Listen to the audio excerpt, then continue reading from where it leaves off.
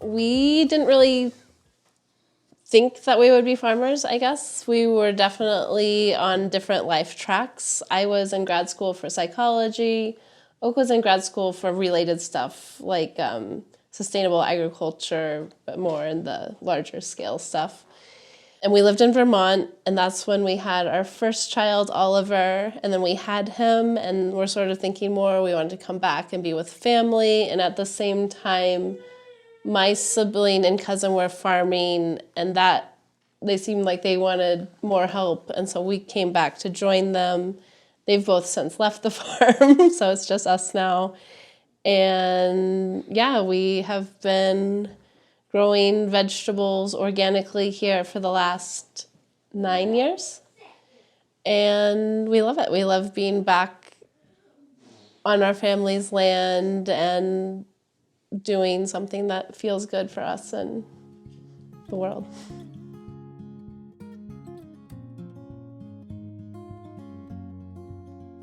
We met in college, sort of traveled different places and didn't really have a plan other than going to grad school for what we were going to do afterwards. I had worked on organic farms in Vermont where I grew up, like 2 or 3 years in high school, and really fallen in love with it then and thought it could be a good career trajectory for me potentially, and ended up going different direction and going to college and getting a degree in history and religion. And then so was thinking about teaching, was in kind of a totally different mind frame. And it's funny, like I never thought about farming like when we first met at all, or like really even until after we had graduated and after Emma's cousin and sibling had started the farm. That's when it sort of made more sense. And the reason that there's not like a person that's older than us that's farming is that there's been kind of a generational gap because Emma's uncle died in a farming accident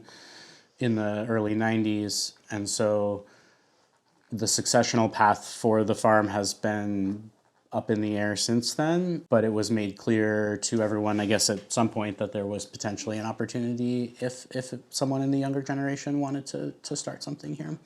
And I think that's like the thing that my family cares about almost above most things is like that this is like a family farm that is a working farm, that like we're actually producing something and the farm stays in the family.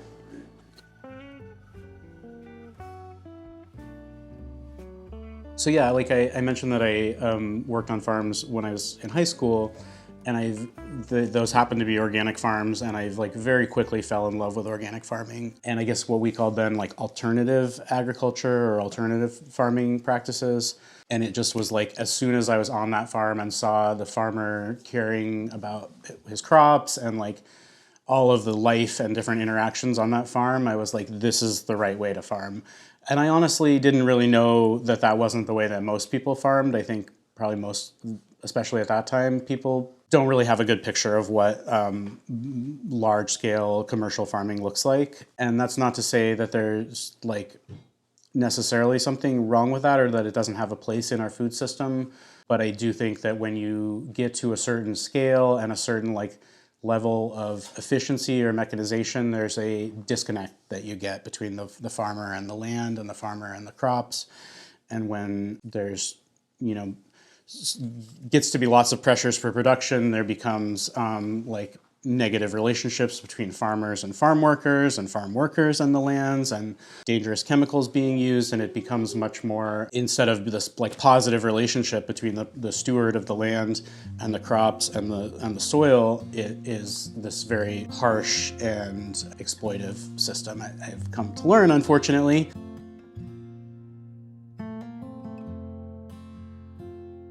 In undergraduate, I spent a lot of time like studying more like peasant agriculture and different places around the world where there were all kinds of different beautiful farming systems. And I wasn't really studying the farming systems so much as like social movements and history of those people.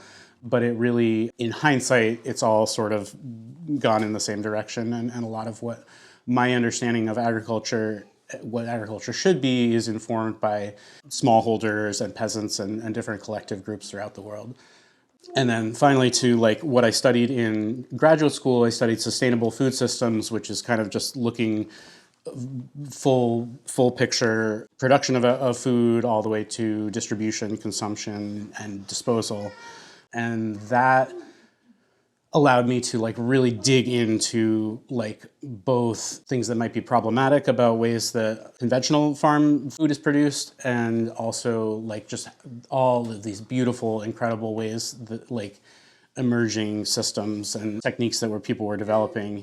And what really like clicked for me in that process of getting that graduate degree, and what I ended up doing my like senior thesis project on, was seeing that there's tons of similarity between the way people were farming throughout history, but particularly like in the 19th and early 20th century, before industrialization of agriculture. So like basically pre-World War II, there were all sorts of systems in terms of crop rotations and cover cropping and integrating animals and livestock and stuff that had really developed over hundreds of years of agriculture, learning more about agriculture and learning more about the ways that biology and microbes and stuff, which in the 20s, they didn't really understand that they were microbes, but they understood that there were relationships between the different plants and animals, and basically that that you shouldn't just be growing the same crop or two crops on one spot of land over and over and over again. There were these intricate multi-species crop rotations and stuff like that. And then we just stopped studying that, or we stopped developing that after World War II, because we had access to commercial fertilizers that were basically byproducts of technologies that we had developed then. And so that kind of put agriculture off on this sort of path that's based on chemicals and industry and scale. And then sort of as a reaction to that, people have started to get more interested in regenerative and organic systems, and a lot of those have just tremendous overlap with what we were doing in the 20s and 30s, before industrial agriculture really took off. And so seeing those connections between how we were farming in the past and how we could be farming in the future, it just really liked the idea that we're sort of picking up the thread that was put down in the 20s and 30s, and maybe getting back on track when we've sort of skewed towards overproduction and just really focusing on efficiency and scale to the detriment of, I think, like people and the land and the wildlife and that kind of thing. Yes, and also related to that, in his thesis project, like found old records that we had upstairs of like people, I guess my grandpa and his dad, their records of like how they rotated different crops around, and like they had these whole like worksheets that they filled out. And in one of them, they even said weeds, like they had just let a field grow up in weeds, and that was like a cover crop. Mm-hmm. And the other thing that is like a family story is that my grandpa's dad, when my grandpa started using more like spray and that sort of stuff on the fields, his dad told him, he said, you're killing the land. He was like, I think he saw like, well, that's clearly a bad idea. Like we shouldn't be killing every single weed in the field. And so I think it is true. We've had this blip where it was like the industrial agriculture, and we're sort of really just getting back to what it was in my grandpa's dad's time. Which I think is really hard for anyone in our generation and the generation above and below us to see, because we've never known anything really other than industrial agriculture. We've never known anything other, at least in this country, being able to access whatever kind of food you would want, like at any time of year, for a very affordable price generally.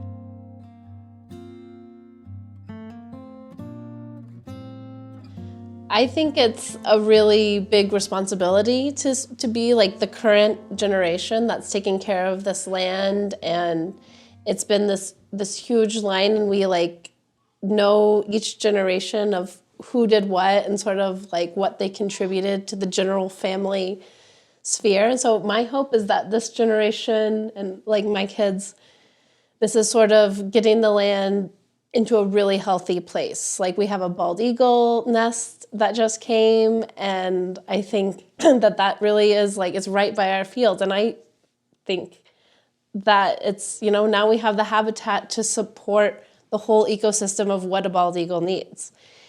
And when we're out in the field, it's loud with noise. There's insects, there's frogs, there's snapping turtles, there's all sorts of stuff that lives in our field. And so I think that's what's so important to me, is like restoring the biodiversity and also still honoring my family's ethos of farming and keeping this as like a happy, family-oriented farm.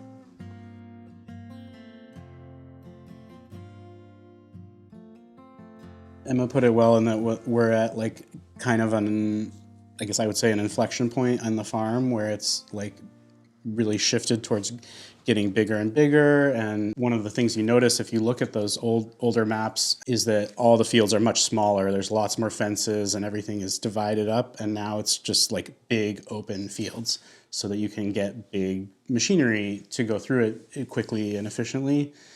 And so some of the things that we are looking towards doing and probably are going to do is could very easily feel like going backwards, or if you were from a certain perspective, like a generation above us or 2 generations above us, we want to kind of put some of those fence rows back in and put trees back in and honestly reduce the amount of land that is in production annual agriculture. Yeah, there's a tension there because our ancestors put effort into making it so it wasn't like that, into clearing the land and making it so there was as much space and putting drainage in so that annual crops could be grown effectively here. And so I could see like us planting a bunch of trees in that or switching to wildlife areas or things like that could feel like going backwards or could feel like undoing some of that work. And there's also a very common argument you hear which is basically like we can't take cropland out of production because that's crops that go to feeding people. And that's a valid argument, but it should be taken into a wider context in that like there's a lot of advantages to be gained from diversifying the way that we're producing foods and not only using annual production and adding perennial things.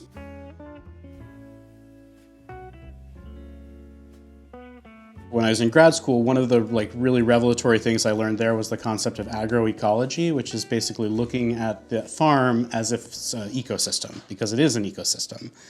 And if we make that a very simplified ecosystem, then it's not going to support a wide range of animal species or plant species or anything like that, even if it can produce a very significant yield of whatever our crop is.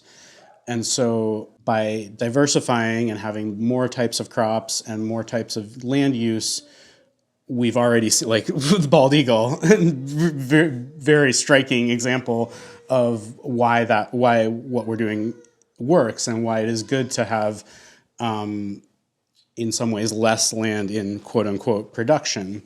And I guess one way I like to think of it is that what we really want to farm here is life. Like we want as much life as possible on this area. And I don't, especially with like the invasive species and the way the surrounding environment is, just leaving it bare would probably not be the way to get the most life. You'd probably actually end up with another simplified ecosystem. And there's a lot of reasons for that. We really want to manage for life and then find ways that can also be economically viable for us as a family without like extracting from the land.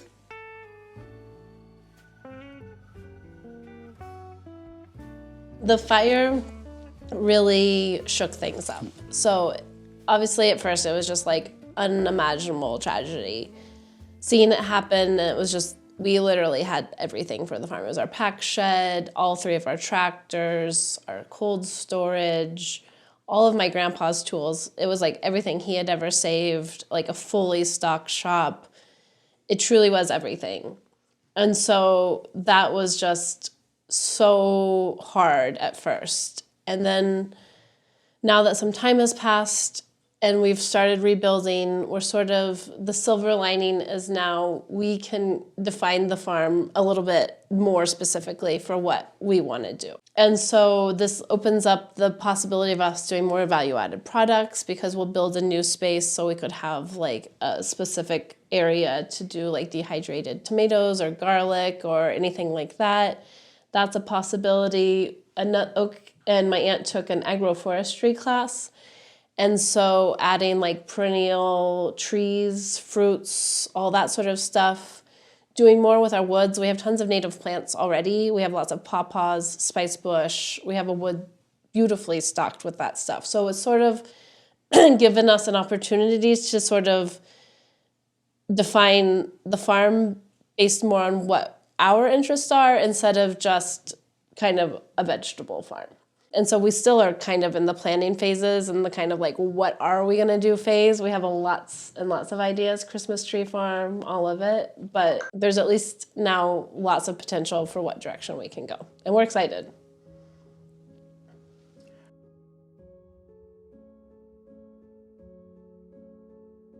We also want to bring more people onto the farm and have maybe more like farm tours or agritourism or farm stays. We're still looking into different options, because one thing that the fire really truly highlighted to us is that like we've developed a really, really strong relationship with a lot of customers at our farmers market.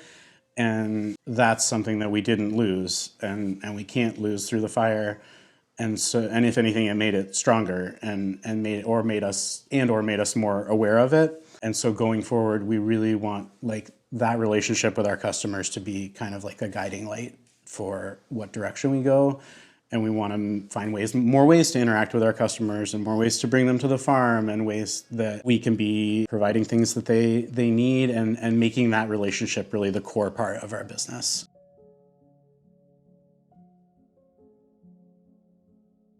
I think we've built a lot of trust with our customers over the time that we've been at the farmers market. And that's why, maybe like we drive an hour plus every morning there, plus both ways to get to the market. And it's a lot of work to get ready for market. And so like there's, some farms that just don't want to deal with all of that. And I think when you look at dollars and cents, it's understandable why, because, you could have a farm store, or there's other ways you could be selling to restaurants, but none of those really, I don't think, have that same relationship that we can develop at the farmers market. And so we want to explore other ways that can be part of our business going forward, I think. And it also, like, rather than maybe trying to add more farmers markets or really spread out our sales in different directions, I think for the most part, we want to really just focus on the Garfield Park Farmers Market as our main venue and just build that as much as we possibly can.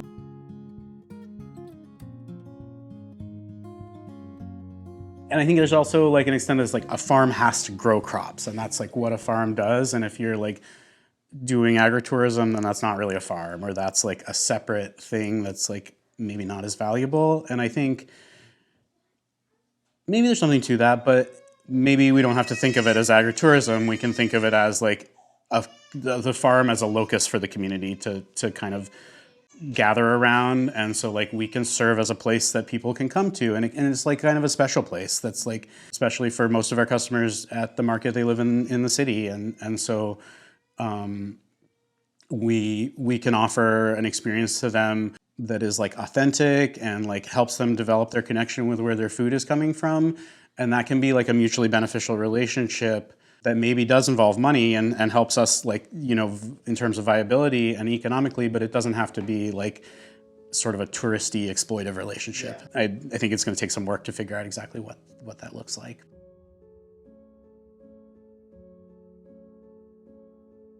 We would love to expand on ways to get more people to the farm. We love it. We think it's such a special property. It's so beautiful and peaceful.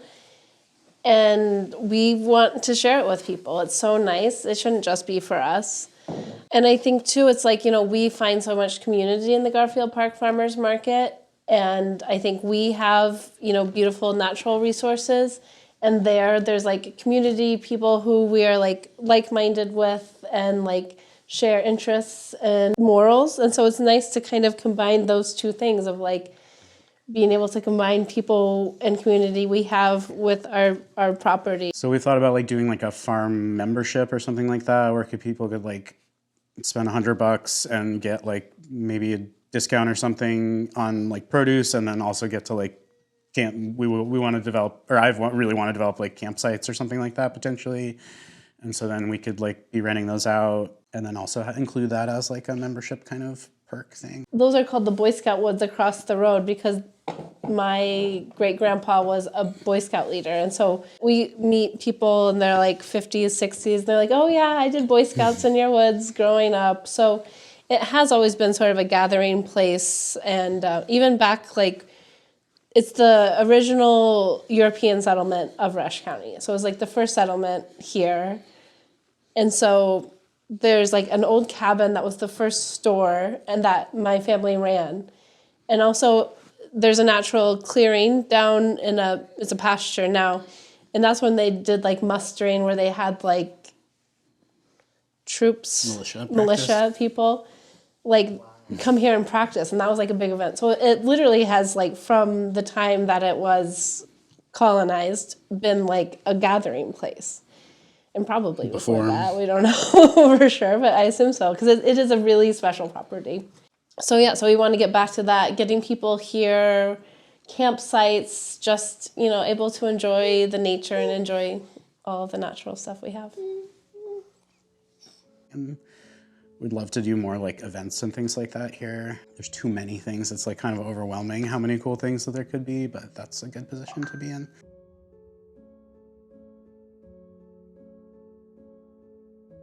I think having kids on the farm is probably my favorite part of farming. It's so fun to see the farm through their eyes. And each kid so far has had very different interests. Like my first, he loves the tractors. Anything mechanical, he is like fully able to do stuff on his own. My middle, he's a plant guy. He loves plants. He can like walk by a plant in a store and be like, that plant needs water. And he's right, like all the time. He's just so oriented to nature, and he loves helping dig potatoes and all that sort of stuff. We're yet to see what her little specialty will be, but it's so great being able to go out and work, all of us together in the field, like all of us doing one job together, and it just feels so like nice and kind of the way life is supposed to be. And I think a lot of people don't have that same opportunity. And so I feel really lucky. I tell the kids constantly how lucky they are that this is our lives. And it is hard. Like, it's not like it's an easy life. Like, it is difficult a lot of the time. But at the same time, you can work really, really hard all day, be so sweaty. And then on our drive home, it's like the sunset. And you're like, okay, but like, it's beautiful. Life is good. We're okay.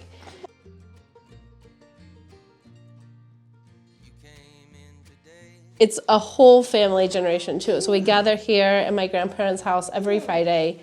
They help us package our cherry tomatoes and process our garlic, like cutting the stem off and taking off the outside paper of it.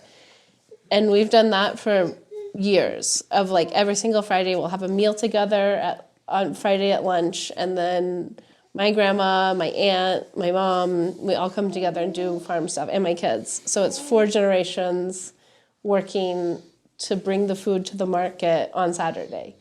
And so I think it's just a special thing that I love doing and being a part of.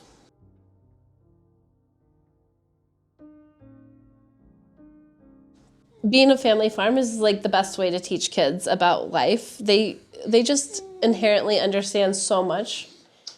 Just seeing how like a business works, how like your hard work pays off. All of those sort of lessons, but then also just like the natural cycle of the year. Like they're very in tune with how the year goes and like what crops come and when. And we really want to instill in them like how we are stewards of this land, and it's our responsibility to take care of it. And this is like a living thing too. And we should be doing our very hardest to try to take care of it and make it a better place than we found it.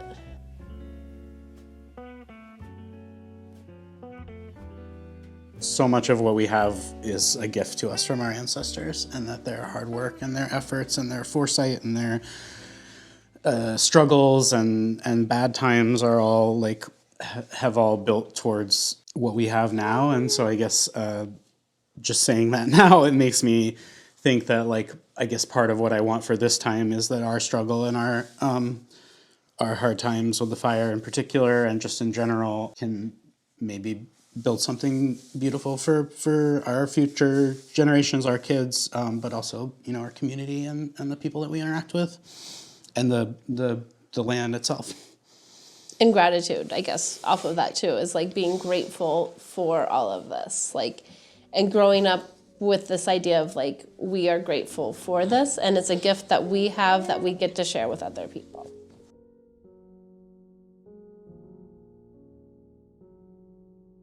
Yeah, so our family motto, and we have like a little crest of arms too, it's be just and fear not. And I think that has always been like a guiding principle for me, is like, you know, really, if you know you are doing something good and you are trying your hardest and you have like justice and goodness in your heart, then you don't have to worry. Then you can just go on and live your life and know that you're fine.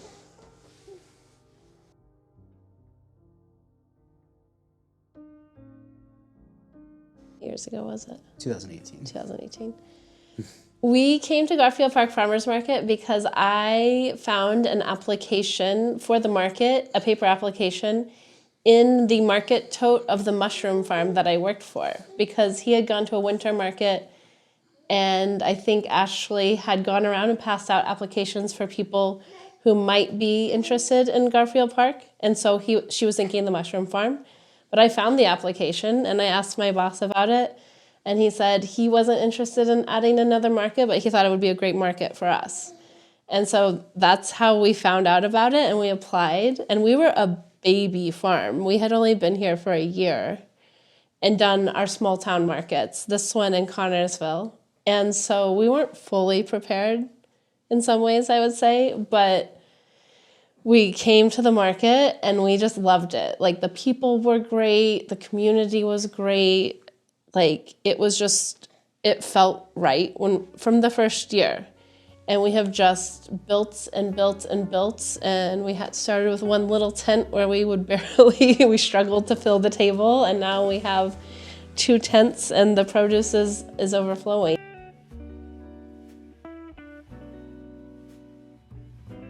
We have customers that we've had since the very, very, very beginning. We even had one recently, a few months ago, said, she's like, you know, I remember when you guys first started out and you guys were so tiny. And she's like, I've just loved watching you guys grow. And it's like, I've loved growing. And also it's like, we see people who have kids that started out as babies and now they're 8. Like, it's so nice to see families growing, relationships coming together. And I think the market is a huge part of our lives because we need that sort of community. And sometimes we don't necessarily fit in as well in this community, in a more rural conservative community. We have a bit different values. I mean, we love a lot of our neighbors, but in general, we are a bit of odd ducks.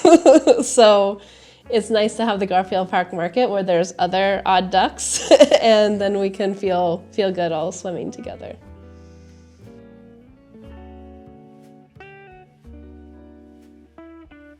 When we first started out, we felt a lot of pressure to be like, we got to go to as many markets as we possibly can, and like every single one of us should go to a different market to sort of maximize opportunities to sell. And it was honestly COVID that kind of forced us to be like, and our sibling leaving the farm sort of forced us to be like, we really need to focus on just Garfield Park because they were doing COVID really well, and we just didn't have as much like labor to go around. But I think that was definitely would have been the right decision regardless, because when we can just really focus on the one market and be like, this is the market that aligns with our values, that we're happy to be at, that like we're making friends at, like that's what makes the most sense to invest in. And I guess it's just easy to think that you need to go to lots of different places to get all the sales when, again, if we focus on developing that relationship with our customers at Garfield Park and making that like our spot, that has, I think, paid off and is the direction we want to continue to go for the most part.